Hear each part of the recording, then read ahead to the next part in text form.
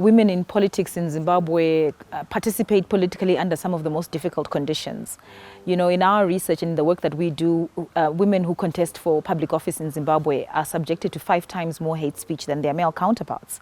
But there's also factors like real barriers when you look at their context. If you look at the economic context, what it takes to be able to run a campaign, a successful campaign in a country where you don't have legislative protections for access to campaign financing or access to, you know, it means you really have to run the bulk of your campaign on your own resources. I think the second one is just the socio-political expectations around women. And so, you know, you do still, quite distressingly, have women who fail to, you know, put their names on the ballot because of family constraints and cultural constraints that really impede their progress.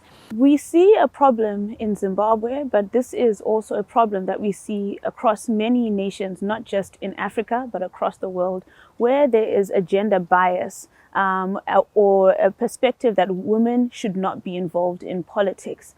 And in such a cultural society or a society with such norms, we see political parties carrying these norms as well. We do need to talk about how political parties run their affairs in the sense that if a political party continues to give us candidates that are over-dominantly represented by one gender, there's something wrong there. If political parties don't reflect, you know, society broadly, if we have, you know, a really young population where the average age is 19, but if you look at our leadership, you know, the average age is over the 6th floor. So the conversation is, how do we ensure that political parties really represent the people, not just in terms of the representation, but also on the issues on the table. If you look at the conversations by generations, the things that we are looking for, the things that we want, they're different. And so too, if you look at state prioritization, if you talk to the average woman in this country right now, you know, the key issues around access to energy, water, healthcare, you know, but if you look at our national priorities, they don't reflect that.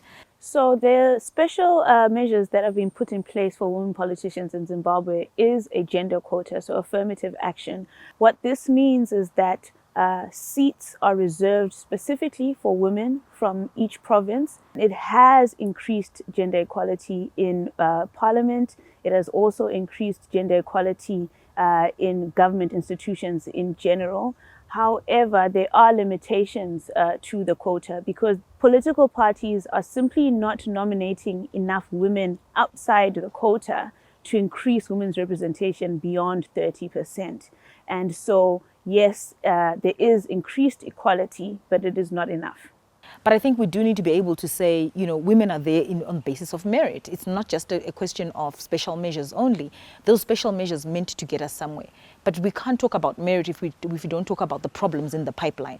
Because we do know that there are women who are completely competent, who don't seem to make it at the table. So there's something that's erasing women. There's something that's eroding women's right to participate. And we do need to be able to talk quite broadly about that and to be able to protect women's right to sit at the table. So political parties tend to want to nominate men rather than women for elective positions. Their perspective is that men are better suited for politics and they'll be more successful in politics. And so we see a dynamic emerging in Zimbabwe where women's representation is being effectively sequestered into the quota seats. Because of the nature of the quota, the women are nominated to the quota by their political parties. And so they owe their political position to the party, and they are more inclined to do as the party says, which sometimes doesn't move forward women's rights.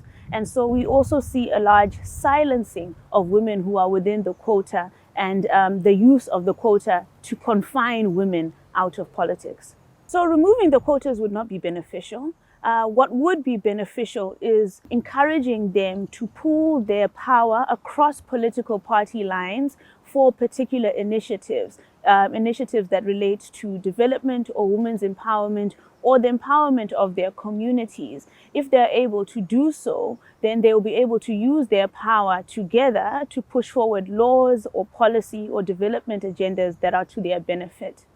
Another thing that they could do is to be strategic in the deployment of their partnerships and maybe partner with international organizations, international donor organizations, embassies that are present within the country that have got particular programs that specifically aid women. If we had such a multi-actor system to put together or strategically deployed for women's rights and women's development, we probably would see more effective use of women's power outside the quota.